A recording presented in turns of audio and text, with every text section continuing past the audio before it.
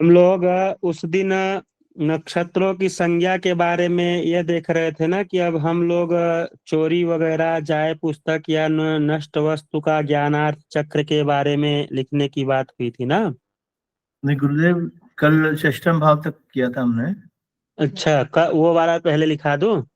हाँ, षष्ठम भाव कर लिया था कल, और आज हाँ, सप्तम से करना था। उसके बाद खोए हुए वाला कर सकते हैं, ठीक है। जैसा आपको उचित लगे। नहीं, ठीक है।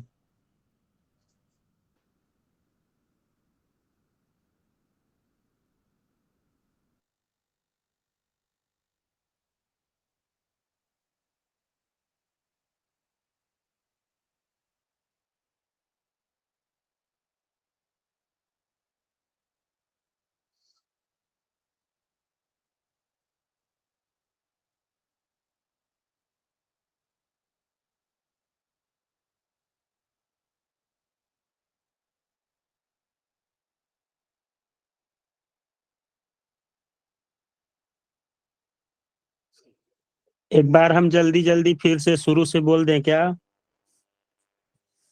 आप लोग लिखे तो हैं ही। नहीं, प्रथम भाव से हाँ लिख लिया गुरुजी, जरूरत नहीं है उसकी। प्रथम भाव से बोल देता हूँ जल्दी जल्दी। रिकॉर्डिंग हो रही है तो एक साथ हो जाएगा, ठीक है।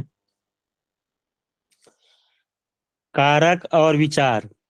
प्रथम भाव में कारक सूर्य देव और विचार देह शरीर का स्वभाव, आयु, सिर, चरित्र, आकृति, सुख दुख, पुत्र का भाग्य, भाई के मित्र, दादी बहनोई, ससुर का व्यवसाय, इतना विचार किया जाता है।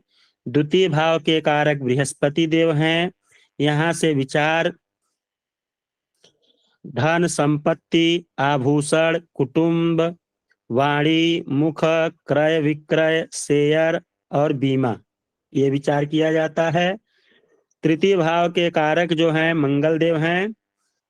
यहाँ से भाई बहन का पराक्रम, साहस, पत्रकारिता, सेना, पत्नी का भाग्य, दत्तक पुत्र, संभावनाओं का विचार, भाई बहन की संख्या का विचार किया जाता है। चतुर्थ भाव के कारक चंद्रमा है। यहाँ से माता का विचार, स्थायी संपत्ति, भूमि, आवास, वाहन, सुख, प्रेम प्रसंग, पिता का व्यवसाय, जनता, लोकप्रिय, पति पत्नी के अदालती झगड़े, पुत्र की विदेश यात्रा का विचार किया जाता है। पंचम भाव से पंचम भाव के कारक बृहस्पति देव हैं। यहाँ से संतान, बुद्धि, विद्या, विवेक, मंत्र, गर्भ, सट्टा, लॉटरी और इष्ट देव का विचार किया जाता है। छठे भाव के कारक शनि और मंगल हैं। यहाँ से रोग, ऋण, शत्रु, मामा, नौकर और चोट चपेट का विचार किया जाता है। यहाँ तक कल हम लोगों ने लिखा था। अब आगे हम लोग सप्तम भाव में चलते हैं। सप्तम भाव के कारक शुक्र देव हैं। पुरुषों की कुंडली में शुक्र और स्त्रियों की कुंडली में गुरु सप्तम भाव में कारक होते हैं। लिखिए आप लोग। पुरुषों की कुंडली में शुक्र और स्त्रियों की कुंडली में गुरु यहाँ के कारक होते हैं। और यहाँ से विचार जो होता है, स्त्री विवाह, यात्रा, स्त्री विवाह, यात्रा, वीर्य, मूत्रादि, दाम्पत्य जीवन, मुकदमे में हार जीत और साइड बिजनेस का भी पता यहाँ से लगाया जाता है। स्त्री विवाह, यात्रा, वीर्य, मूत्रादि, दाम्पत्य जीवन, मुकदमे में हार जीत, साइड के बिजनेस का पता यहाँ से किया जाता है। आठवां भाव, आठवें भाव के कारक शनिदेव हैं। यहां से विचार जो किया जाता है, लिख लिए पिछला वाला आप लोग?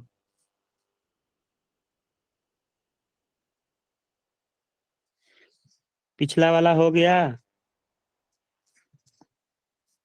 जी गुरुदेव। हाँ, अब इसमें आठवां हो गया गुरुजी। आप लोग बोला करिए तुरंत ना। अष्टम भाव के कारक शनि देव हैं। यहां से आयु, मरण, रोगोत्पत्ति, पूर्व जन्म, अग्रिम जन्म, वारिस का धन पता किया जाता है। और यह उच्च शिक्षा का भाव भी है, यहाँ से उच्च शिक्षा भी देखा जाता है। उच्च शिक्षा मतलब हायर डिग्री, जो पीएचडी आदि होती है, शोध के कार्य होते हैं, वह भी शिक्षा। गुरुजी ग्रेजुएशन आता है वो उच्च शिक्षा में आएगा? ग्रेजुएशन उच्च शिक्षा में आएगा, इसमें नहीं आएगा, वो नवम भाव से देखते हैं। जी जी। एक बार दोबारा बता दीजिए। आयु, मरण, रोगोत्पत्ति, पूर्व जन्म, अग्रिम जन्म, वारिस का धन, हायर डिग्री, हायर शिक्षा।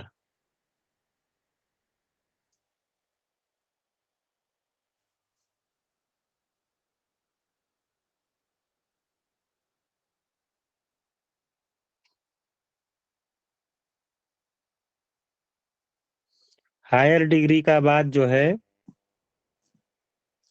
यहाँ से किया जाता है। तो गुरुजी हायर डिग्री क्या हुई इसमें, पीएचडी हुई?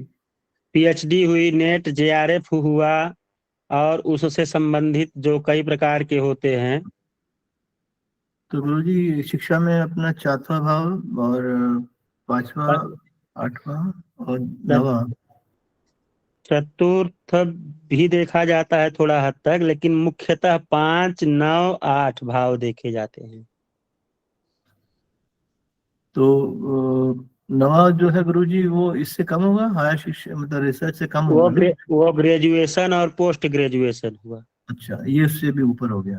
और जो ये पंचम भाव से है, वो 12वीं तक की परीक्षा, 12वीं तक के पढ़ाई देखी जाती है। जी गुरुजी, धन्यवाद। 12वीं तक की शिक्षा दीक्षा पंचम भाव से, और ग्रेजुएशन और पोस्ट ग्रेजुएशन नवम भाव से, और अष्टम भाव से नेट, जेआरएफ, पीएचडी, सीए, ऐसी जो परीक्षाएं होती हैं वो।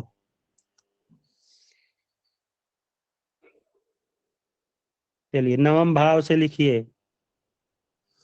नवम भाव के कारक सूर्य और बृहस्पति हैं। नवम भाव के कारक सूर्य और बृहस्पति।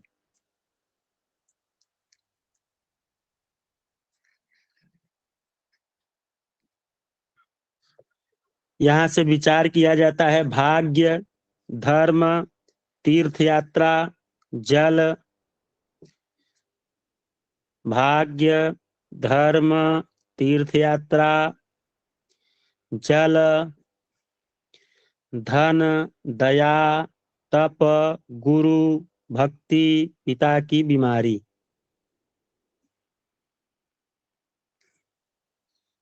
और उच्च शिक्षा।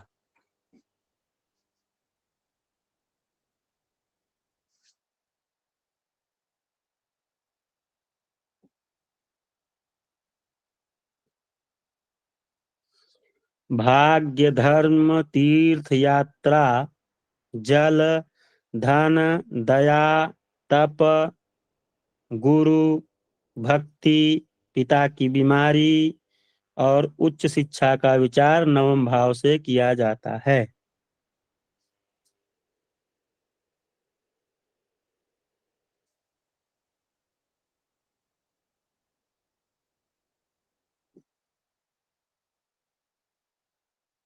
गुरु भक्ति मतलब गुरु की भक्ति या अलग अलग शब्द ही हैं? हाँ, गुरु भक्ति, गुरु का भी विचार यहाँ से किया जाता है, गुरु की भक्ति का भी विचार किया जाता है, गुरु कैसे मिलेंगे वो भी विचार किया जाता है, गुरु के बारे में सब कुछ।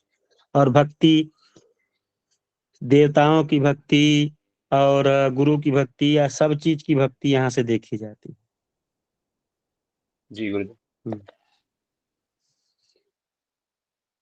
10वें भाव में लिखिए, 10th भाव के कारक सूर्य, बृहस्पति, बुध और शनि।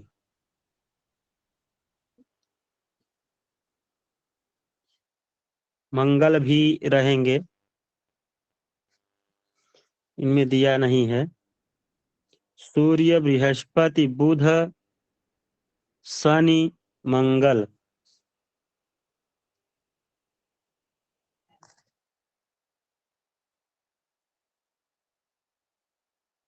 सूर्य, बृहस्पति, बुध, शनि, मंगल।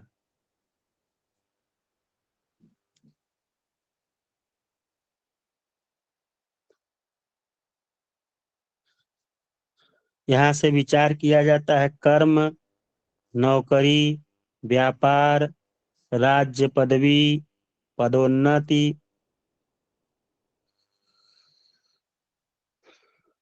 कर्म, नौकरी, व्यापार, कर्म, नौकरी, व्यापार, राज्य पदवी, पदोन्नति,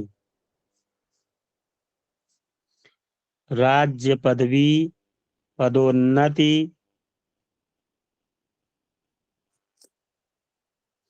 वर्षा,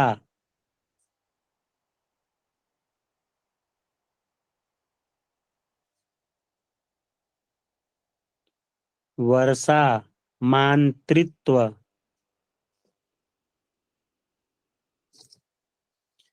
मातृत्व,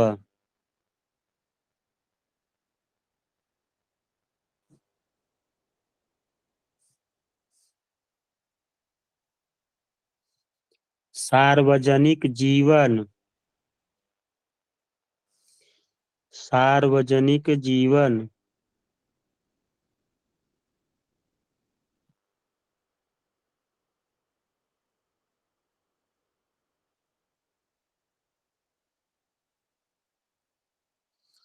आकाश,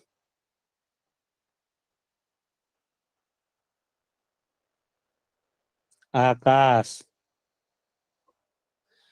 पिता से पोषित परिवार,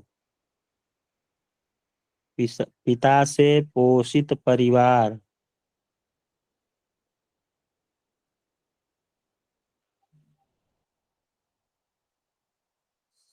पिता का धन, पिता का धन,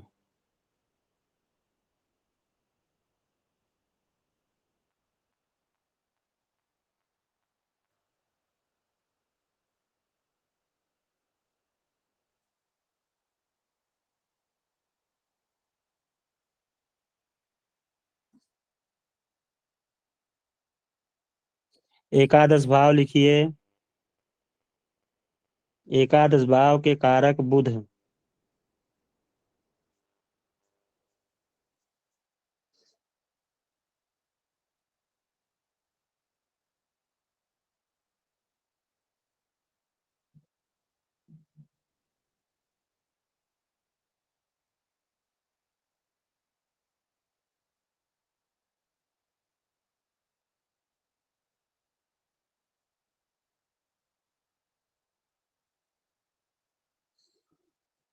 कारक बुध, यहाँ से विचार आय, वाहन, पिता का धन, आय, वाहन, पिता का धन,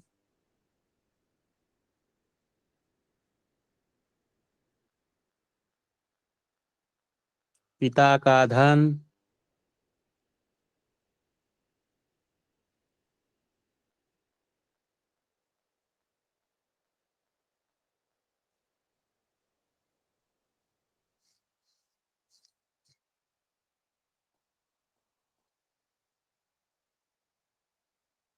पिता का धन, बड़ा भाई, पत्नी की शिक्षा, तथा बुद्धि का विचार किया जाता है। पत्नी की शिक्षा तथा बुद्धि का विचार किया जाता है। बड़ा भाई, पत्नी की शिक्षा तथा बुद्धि का विचार किया जाता है।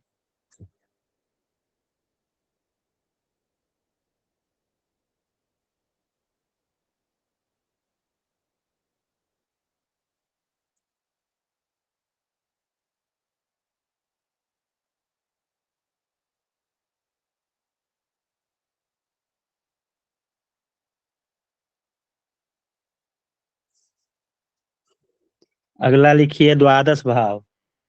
द्वादश भाव का कारक शनि। द्वादश भाव का कारक शनि।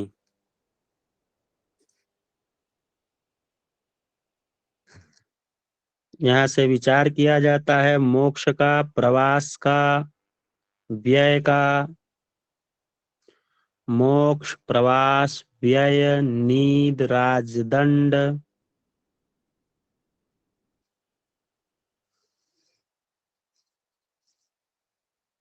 प्रवास, व्यय, नींद, मोक्ष, राजदंड, बंधन, माता का भाग्य, हानि। माता का भाग्य और हानि। गुरु जी अंत में क्या बताया आपने? हानि, हानि।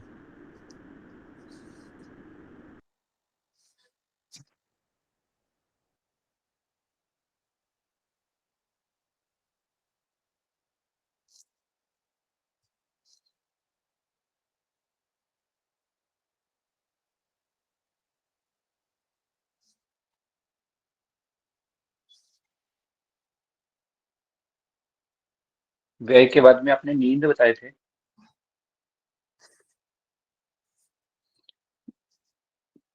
व्यय के बाद नींद, राजदंड।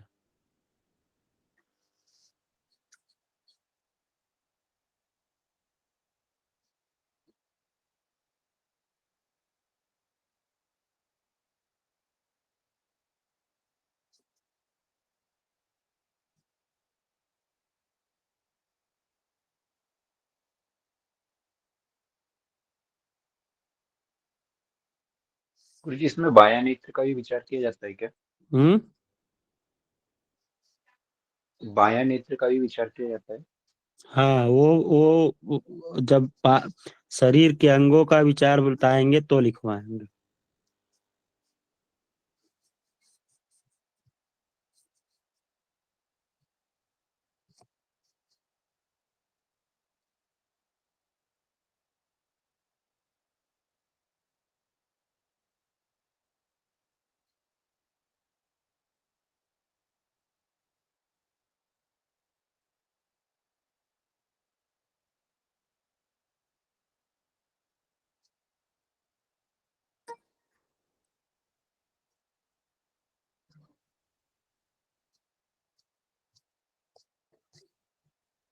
हो गया ना? जी लिखवाएं खोई वस्तु का विचार या नष्ट वस्तु का विचार। लिखवा दीजिए।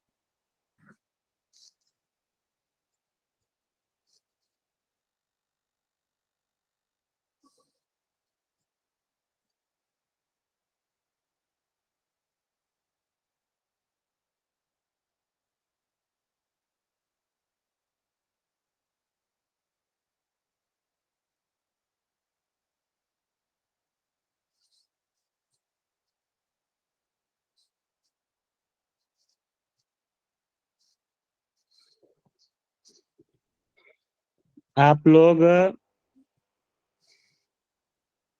पांच खड़ी लाइन, 5 खड़ी लाइन बनाइए।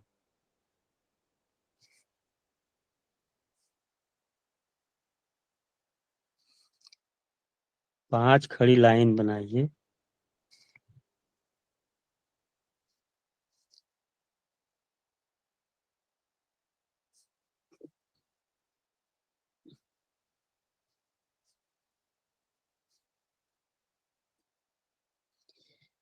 पहले में लिखिए नक्षत्रों की संख्या,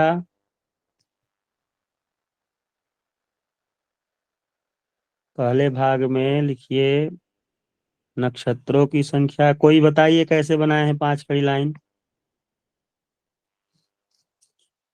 वीडियो खोल के दिखाइए, सुनील जी दिखाइए।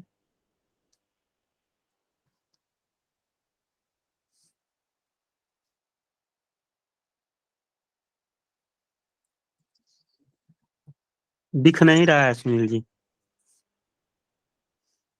स्पष्ट नहीं आ रहा है।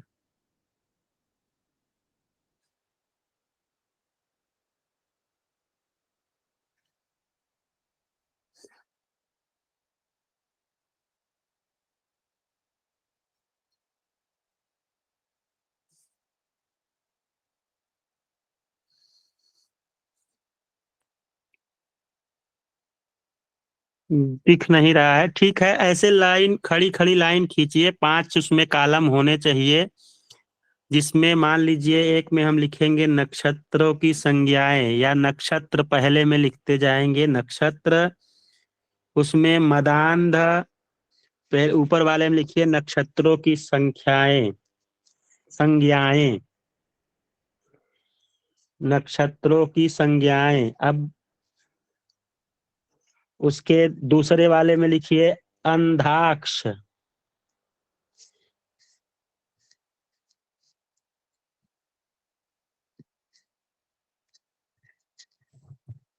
देखिए ऐसा आपको बनाना है, ऐसा ही आप लोगों को बनाना है। दिख रहा है?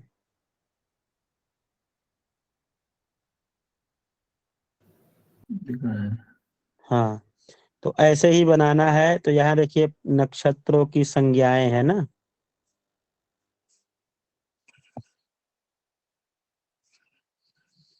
ये हम आप लोगों को मुहूर्त चिंता से पढ़ा रहे हैं, मुहूर्त चिंतामणि नामक पुस्तक से पढ़ा रहे हैं।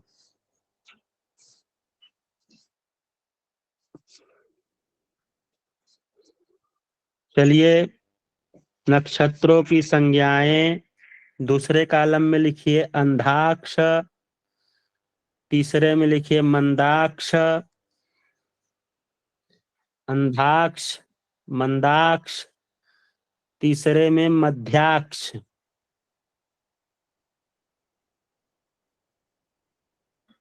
मध्याक्ष।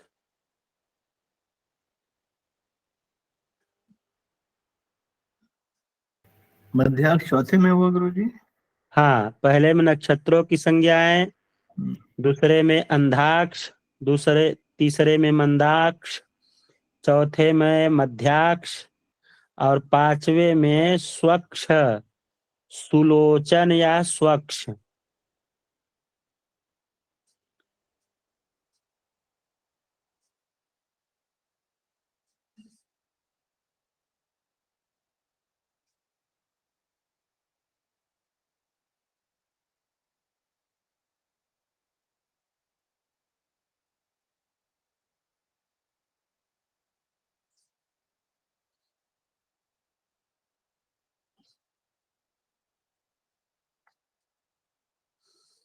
हो गया। अब एक एक में 1 2 3 4 5 6 7, 2 9, 7 जो है छोटे छोटे एक एक लाइन के कॉलम, और 2 बड़े बड़े कॉलम उसमें आप लोगों को लिखने हैं।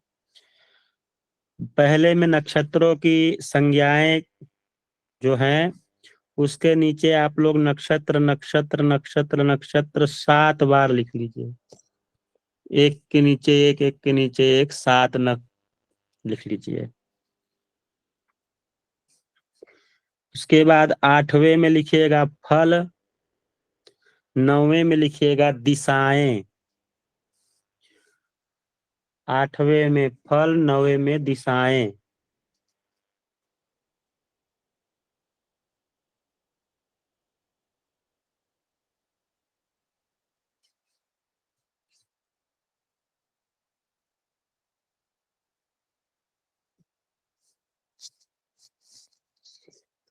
अब अंधाक्ष में लिखिए, अंधाक्ष के नीचे,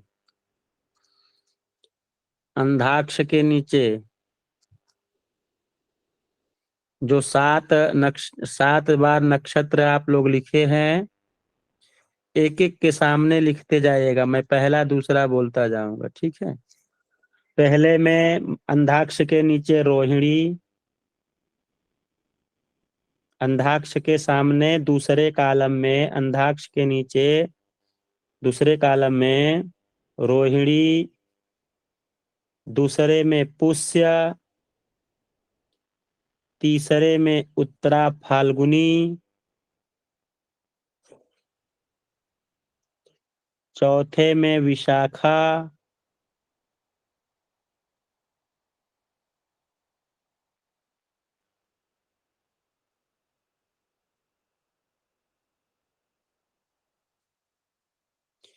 पांचवा में पूर्वा भाद्रपद,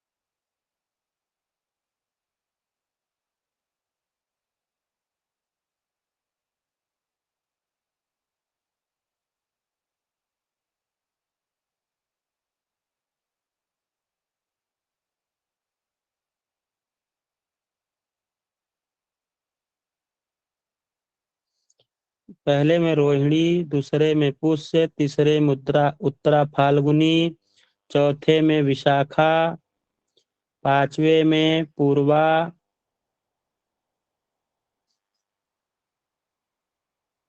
भाद्रपद,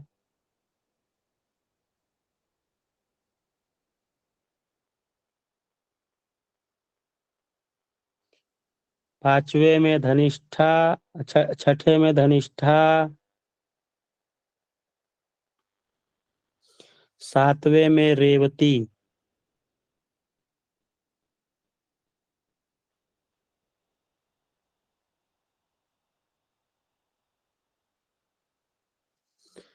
फल में लिखिए शीघ्र लाभ, दिशाएं में लिखिए पूरब में गया हो, शीघ्र लाभ, पूरब में गया हो।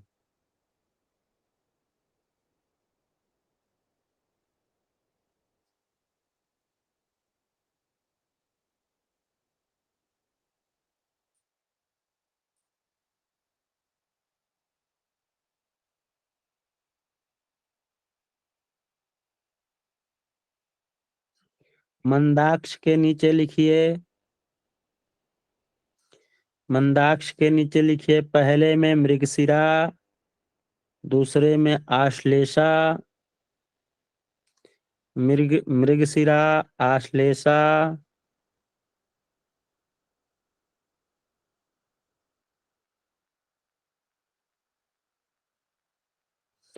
हस्त, तीसरे में हस्त, चौथे में अनुराधा, तीसरे में हस्त, चौथे में अनुराधा,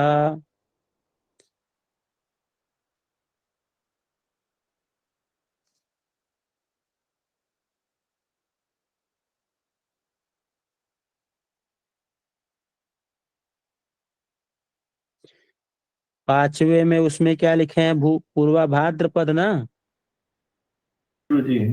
जी जी। इसमें इसमें उत्तरा भाद्रपद,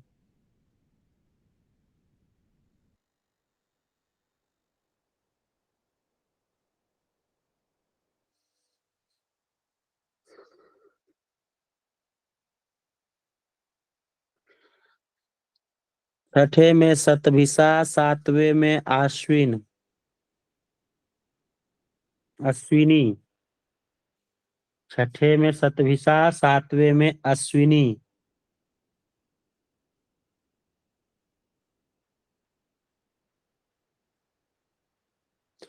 फल में लिखिए प्रयत्न करने पर या प्रयत्न से।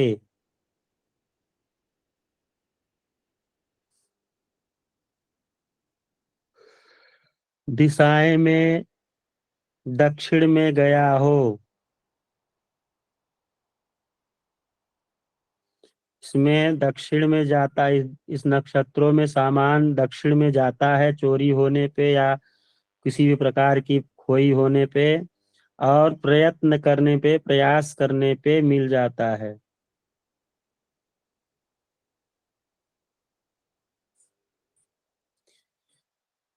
मध्याक्ष के नीचे लिखिए, मध्याक्ष के नीचे लिखिए पहले में आर्द्रा, दूसरे में मघा, तीसरे में चित्रा। पहले में आर्द्रा, दूसरे में मघा, तीसरे में चित्रा, चौथे में ज्येष्ठा, चौथे में ज्येष्ठा, पांचवे में अभिजीत, पांचवे में अभिजीत,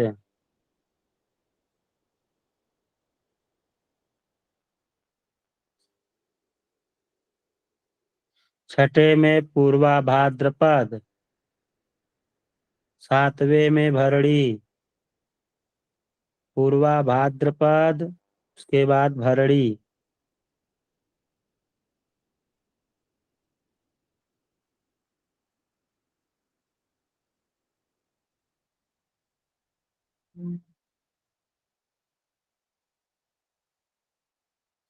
फल में लिखिए इसमें देर से सुनने से लाभ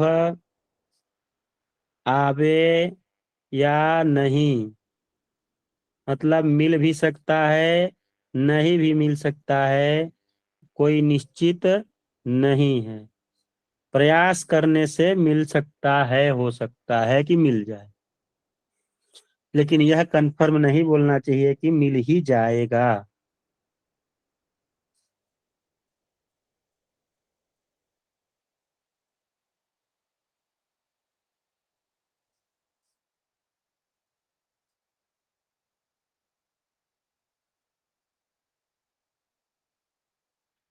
सर एक और बार दोहरा दीजिए। कौन सा? लास्ट वाला, मध्याक्ष का। पहले पहले में आर्द्रा, दूसरे में मघा, तीसरे में चित्रा, चौथे में ज्येष्ठा, पांचवे में अभिजीत, छठे में पूर्वा भाद्रपद, सातवें में भरणी। फल में देर से सुनने में लाभ हो भी सकता है, नहीं भी हो सकता है। दिशा धीरे धीरे हो गया। पश्चिम, दिशा पश्चिम में गया हो, दिशा पश्चिम में गया हो। इसमें जो चोरी सामान जाता है वो पश्चिम के तरफ जाता है।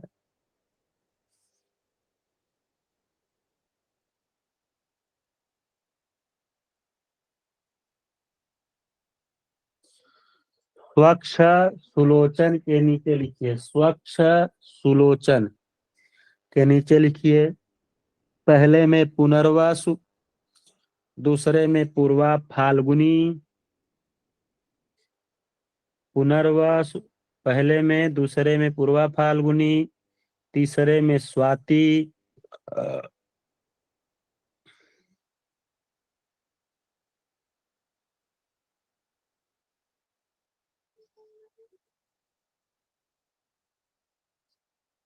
तीसरे में स्वाति, चौथे में मूल, पांचवे में श्रवण, पांचवे में श्रवण, छठे में उत्तरा भाद्रपद, छठे में उत्तरा भाद्रपद, सातवें में कृतिका, सातवें में कृतिका,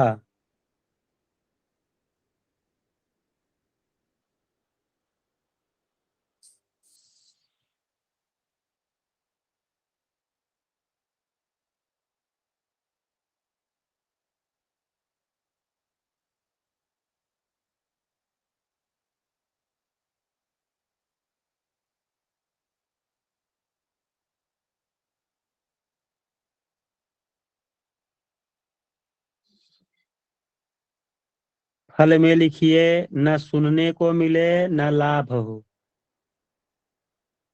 न सुनने को मिले कि कहाँ गई है, कौन लिया है, न ही लाभ हो। दिशा में लिखिए उत्तर में गया हो।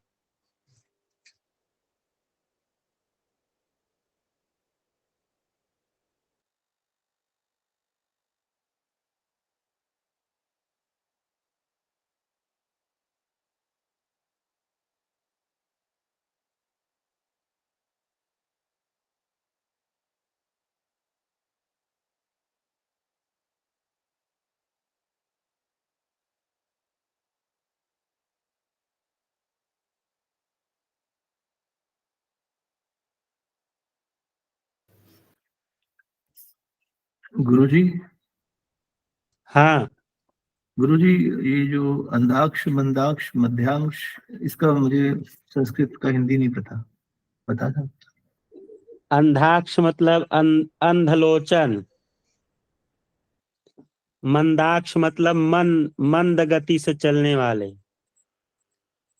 मध्याक्ष मतलब मध्यगामी। स्वच्छ मतलब सुलोचन ठीक है। जी, मतलब ये नक्षत्र के लिए हो गया, चार चार भाग, चार कैटेगरी। हम्म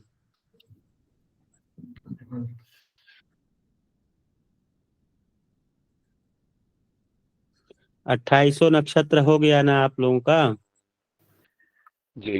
हम्म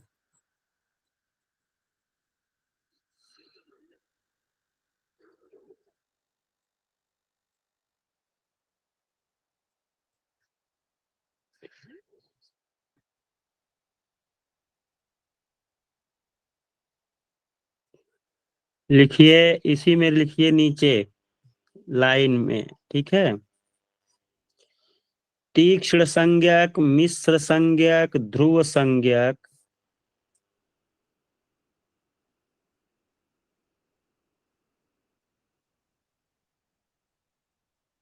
तीक्ष्ण संज्ञक, मिश्र संज्ञक, ध्रुव संज्ञक और उग्र संज्ञक नक्षत्रों में,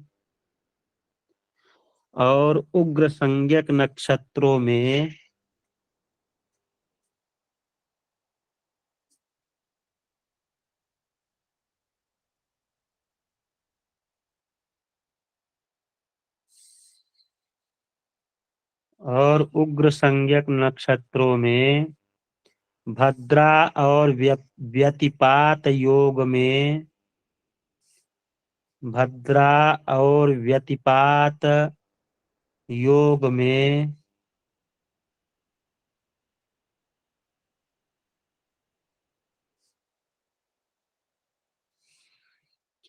जो द्रव्य मतलब धन, द्रव्य मतलब धन, किसी को पैंचा, पैंचा मतलब उधार,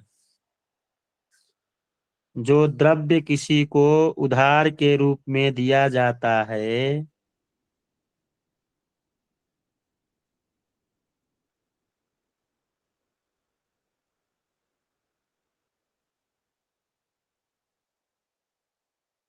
जो द्रव्य किसी को उधार के रूप में दिया जाता है,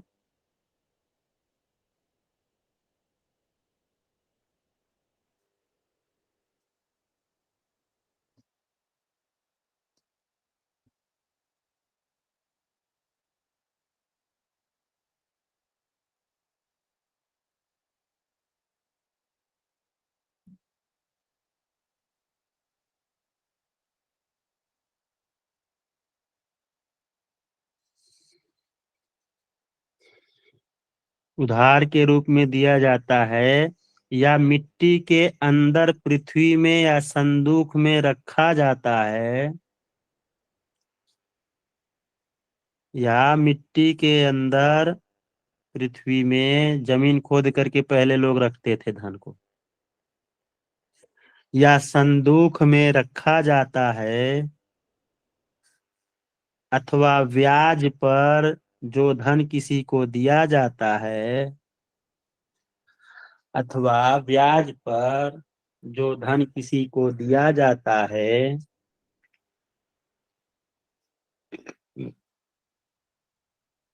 या नष्ट हो जाता है,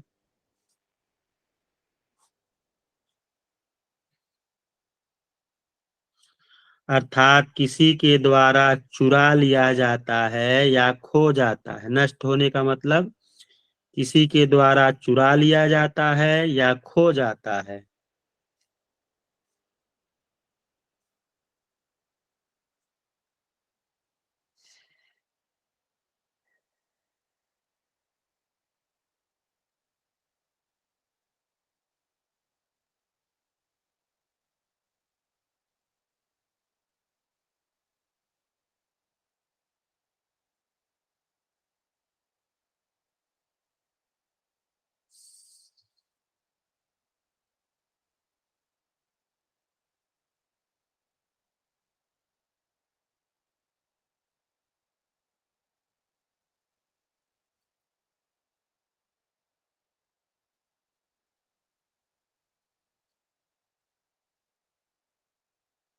तो धन फिर कभी वापस नहीं होता, अर्थात मिलता नहीं है।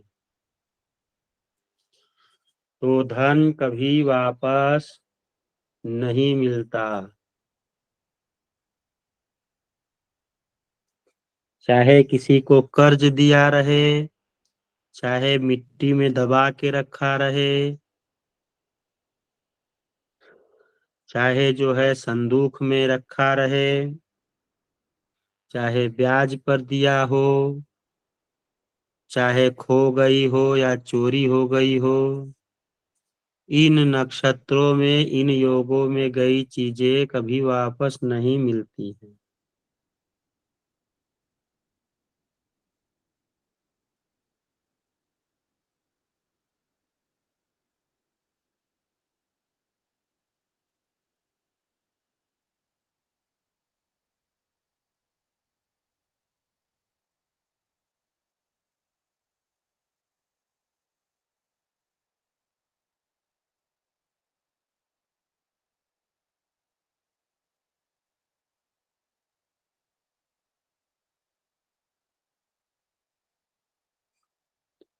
हो गया। जी गुरु जी। और हमने अभी आपको नक्षत्रों की संज्ञा बताई, उसका आप फिर से एक बार सुन लीजिए। अंधाक्ष मतलब होता है आंखों से रहित, मतलब अंधे, जो देखा नहीं हो। ठीक है। मंदाक्ष मतलब होता है छोटी आंख वाले। मध्याक्ष मतलब होता है मझली आंख वाले। और स्वच्छ का मतलब होता है सुंदर आंख वाले नक्षत्र।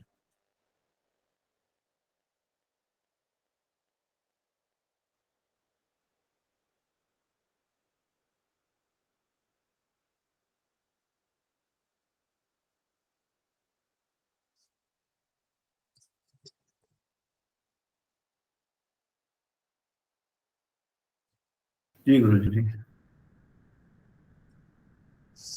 अगला लिख लीजिए, जलाशय खोदने तथा नृत्यारंभ के मुहूर्त।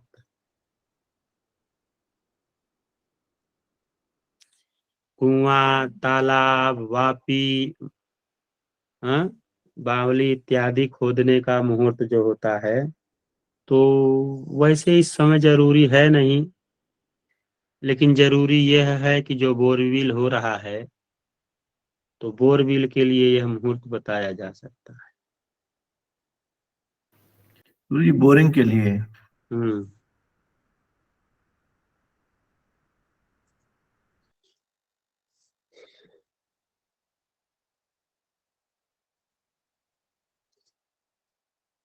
रिकॉर्डिंग बंद कर दीजिए।